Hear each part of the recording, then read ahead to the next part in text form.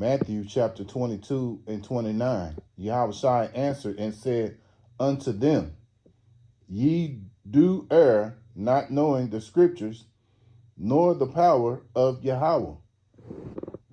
First and foremost, above all things, I want to give all praises and honor and glory that's definitely due to Yahweh Ba'ashem, Yahushua Ba'ashem, Rakah Kodash. I'd like to give a special double honors to the elders and apostles on down at Great Millstone. And peace and salutations to the elect. May the blessing of election be upon your household. Oh, you sincere brothers and you few sisters out there that listen and take heed. And lesson for today, men waxing worse and worse.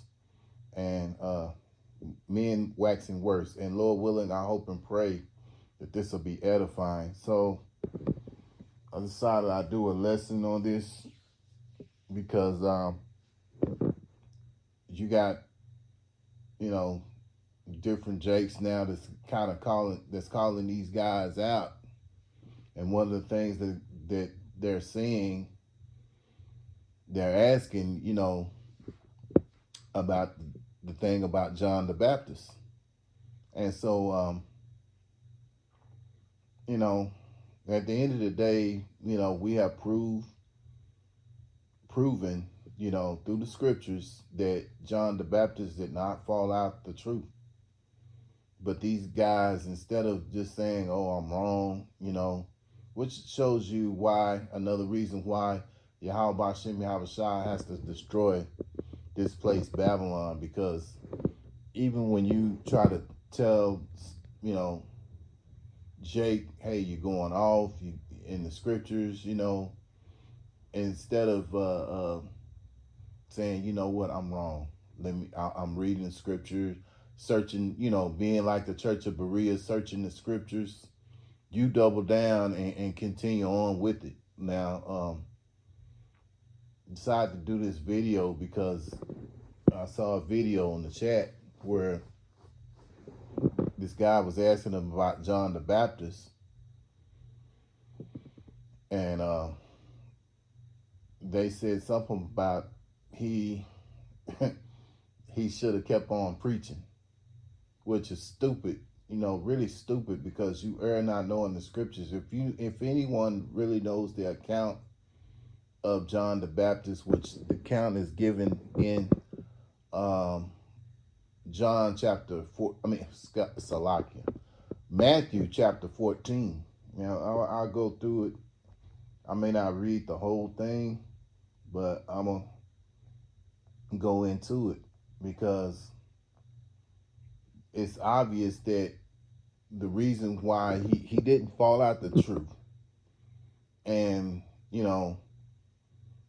the reason why he stopped preaching was because he got his head chopped off, There's an old saying, you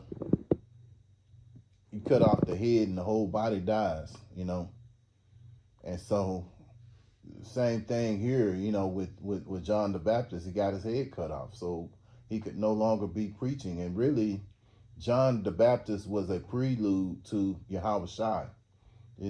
Like, you have a master of ceremonies that introduces acts, whatever the act might be. You have or like, boxing promoter. I can't think of the guy's name, Michael something, but he always says that let's get ready to rumble. Well, he's the one that introduces whatever, the main event,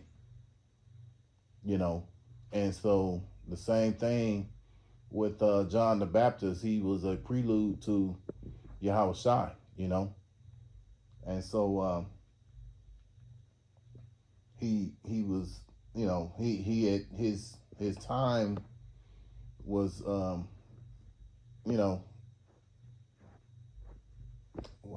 do I want to put this? Basically, once Yahushua came on the scene, his time in the ministry was up, and he had got his head chopped off, because he had prophesied Yahushua, contrary to what these Jake's out here, and I know it was, one of them is IUSPK, that's saying this, and guys like that, they're waxing worse. They're not, giving you the truth, man. You need the truth, and we as defenders of the gospel, that's our goal, to make sure that you get the truth, the whole truth and nothing but the truth. So here's the count in Matthew chapter 14. I'll start here in verse 1. At that time, Herod, the tetrarch,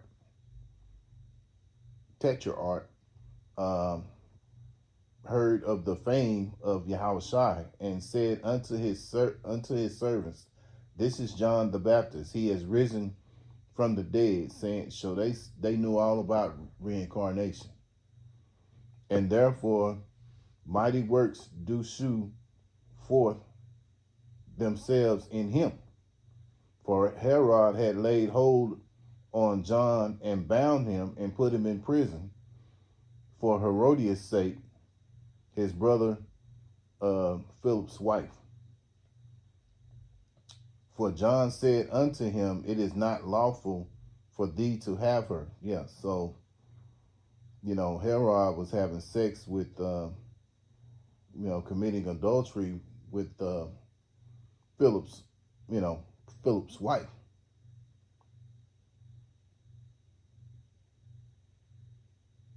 So he called, Herod out about that,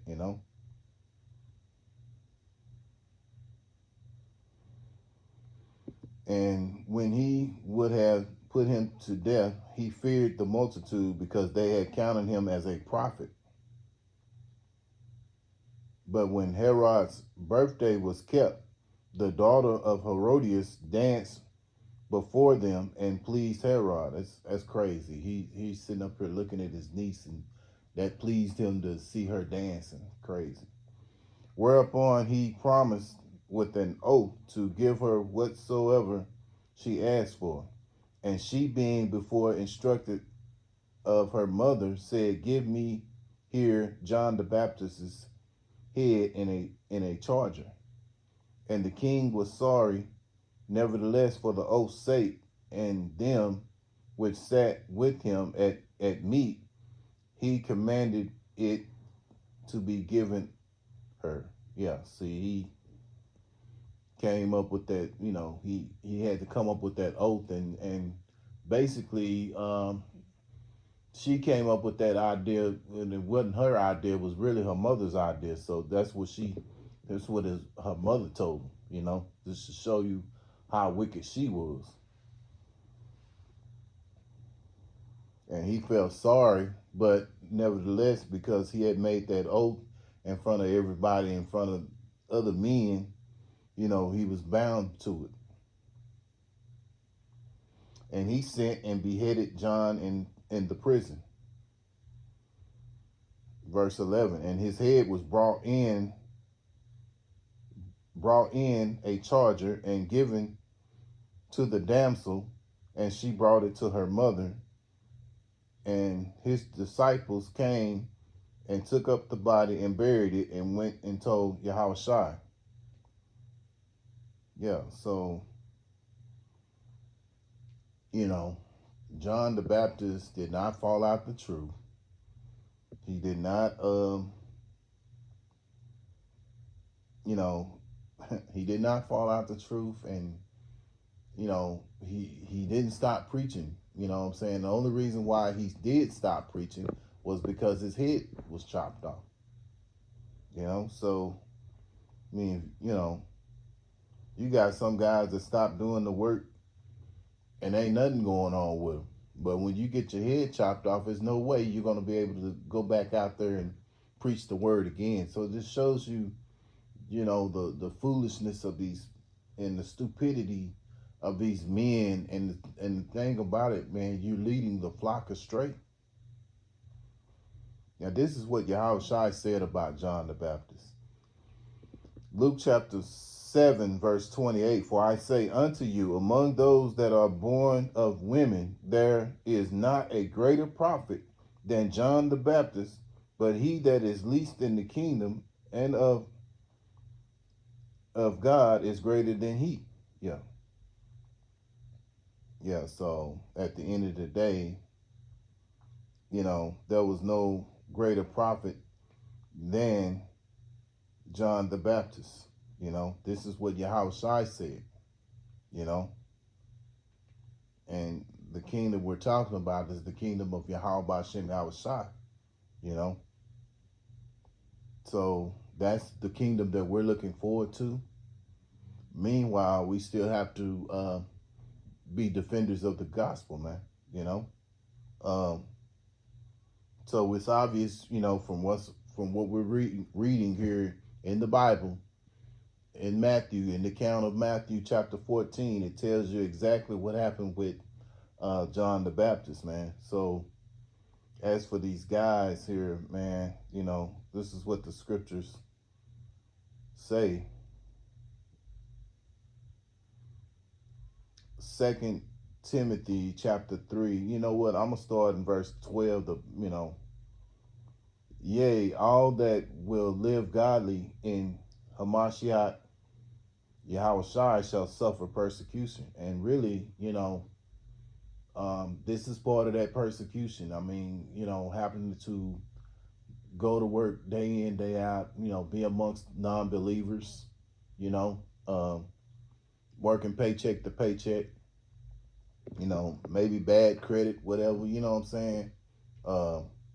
And the prices, the cost of living is increasingly going up, and then on top of that, dealing with, these reprobates who, try to teach the Bible, and I can't even say it's a try. They're just saying whatever they say, and it's nothing that's, a lot of what they're saying is not the truth, But we're living in those times, and like I say, again, that's part of the persecution as well, happening to, sit here and listen to me and say these things, and we know through the scriptures we can prove them wrong. Verse 13, but evil men and seducers shall wax worse and worse, deceiving and being deceived. Yeah, so these men, like, the men of IUSPK who sit there and say that John the Baptist, he fell out the truth. The Apostle Paul taught idolatry. Well, I don't know if it's necessarily as IUSPK, but they said that his writings were significant. But wait a minute. If you understand the scriptures, it tells you in the account of Acts chapter 9. In Acts chapter 9, it clearly tells you, especially in verse 15, that Paul was a chosen vessel, and he was a very significant apostle because he was the one who could go. He spoke several different languages. You got to remember, the Israelites were scattered, so he could go to other different countries and talk to these, to those who were foreigners, the Israelite foreigners, So he was a very important piece, and he was taught by Yahushua himself, So, for you to say those things, you're gonna answer. When you have to make sure you get, what you're saying in the scriptures correctly, man. You can't just say what you want to say and it's all good, You got to understand, you got to understand, this is not your message. This is not our message. This is the message of Yahweh Shem Yahushua, So when you get it wrong, man, there's a penalty to pay for that. And we'll get that too. So they're waxing worse right now. These guys out here, these false camps, as well as these Christian churches, they are waxing worse, deceiving and being deceived. Um, let's see.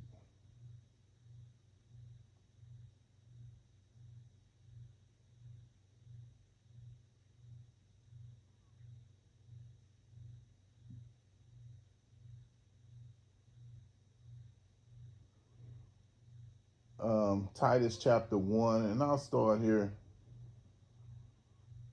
um, in verse 9. Holding fast the faithful word as he have been taught, that he may be able by sound doctrine both to exhort and to convince gainsayers. Yeah, so that's what we're here to do. We're here, we're defenders of the gospel, man. If you get it wrong, we're gonna prove through, we're gonna show you through the scriptures that you're wrong. It was a something on my comment board not too long ago where people saying, "Well, y'all go back and forth with each other and things of that nature." Well, this is what we're supposed to do. We're supposed to be defenders of the gospel. If you say, it's just like if someone says something that's not right, then you have to defend it, and you show it through the scriptures why they're going off. It's just that simple.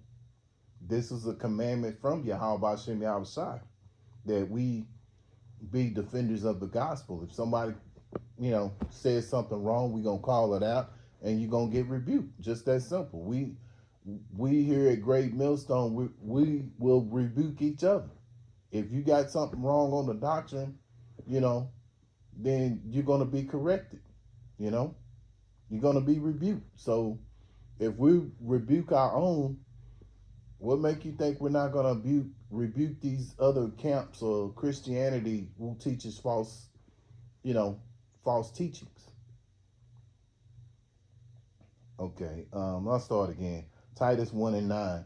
Holding fast the faithful word as he have been taught, that he may be able by sound doctrine both to exhort and convince the gainsayers. For there are many unruly, vain talkers and deceivers, especially they of circumcision. Yeah, and so just like you had it back in ancient times with Yahushai, the disciples who eventually became apostles, the same thing. This continued on, and those same spirits are back here right now, and they're doing the same things. They're living out their lot, saying things that they ought not. Verse 11, whose mouths must be stopped, who subvert whole houses, teaching things that they ought not for filthy lucre's sake. Yeah, a lot of these people, they're misleading for money, their own bellies. They're not thinking about feeding the sheep the proper foods, and they got to be called out on, and that's what we do. We here at Great Millstone, beginning with our elder apostles on down, we're taught to call them out because it says that in the scriptures, man.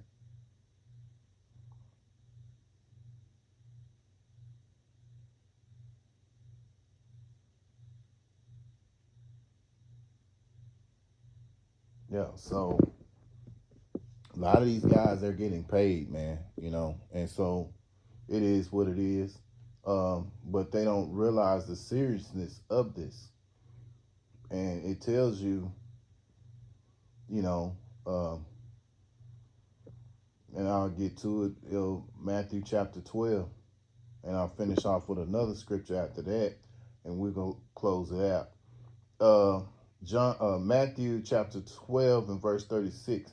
But I say unto you that every idle word that men shall speak, they shall give an account thereof in the day of judgment. Yes. So these men who sit here and say these false, bring out these false teachings, saying that John the Baptist fell out the truth, that Apostle Paul taught idolatry, Yahweh Shai is not our Lord. They're going to have to answer for that. All these different camps that have taught things that they ought not, they're going to be dealt with, man. They got to answer to Yahweh Shem Yahweh Shai. And so, also, being defenders of the gospel, we want to give the right message, because there may be someone in y'all's flock and these false camps that may hear and say that and realize that, hey, you going off, and which could possibly be of the elect. And Elder Apostle Tahar on down, I've always said that there may be men in these groups that may be real sincere, have the zeal, but not according to knowledge, but they want to hear the truth. They're searching for the truth, and just like we were when we first started, we didn't, not every brother came in and knew that they was an Israelite, came immediately into GMS. I know, speaking first and foremost with myself, I didn't, come in first with GMS. I came in with learning things through IUIC. But the further along I got, and then the guy I was learning it from, which Friday and Saturday didn't sit right with me. The Sabbath always being on Friday and Sabbath. On Friday and Saturday, this didn't sit right with me. I always thought something was off with that. But one day he happened to send me a video of Great Millstone. So, that was, as you say, rest was history. So by that, later on down the line, I realized, I was like, man, this is the, GMS is the only one that's got the real truth. And so I've been listening to GMS ever since, and the rest is history, So, but anyway, that was just my own personal story. But there are many brothers out there that came in, through other different, different groups or what have you, and eventually they came on to GMS, because GMS is the only one. Great Millstone is the only one who preached the true doctrine of Yahweh Shem Yahweh Shai.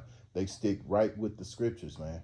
They don't go off and say these wild, crazy things that these other groups say. Somebody's got to be there to tell the truth, and Great Millstone is the only group that's telling the truth, man. Okay, Revelations chapter 22 and 19, Salaki for my rant, but the truth is the truth. Yeah, Revelation chapter 22, verse 19. And if any man should take away from the words of the book of this prophecy, yes. So if you taking away the words of the Bible and you saying, you making it out to what you wanted to say, or making it out to what Esau teaching you to tell them, because you got some of these people that's on that 501c, and people are getting paid to mislead the sheep. We're not here for filthy lucre's sake. We're here to give the right doctrine, man, because we know our lives are on the line if they're not. See, they lack the fear of Yahweh Shem Yahweh Shai. So I start again. Revelations 22 and 19. And if any man shall take away from the words of the book of this prophecy, Yahweh shall take away his part of the book of life, and out of the holy city, and from the things which are written in this book. Yeah. So that's big and very scary, man. You don't want to, the scriptures tell you in Hebrews, it is a fearful thing to fall into the hands of Yahweh Shem Yahweh Shai. So, that being said, you want to be fearful of, watch what you're saying, man. Make sure your T's are crossed, and, your I's are dotted, man, you know, because it's no playing around with the doctrine. You can't go off on the doctrine. So, Lord willing, I hope and pray that this is edifying. Once again, I want to give all praises and honor and glory that's definitely due to Yahweh Ba'Shem, Yahushai Ba'Shem, Rakakwadash. Special double honors to our elders and apostles on down at Great Millstone, and peace and salutations to the elect. Till the next time, Lord willing, I'll say shalom.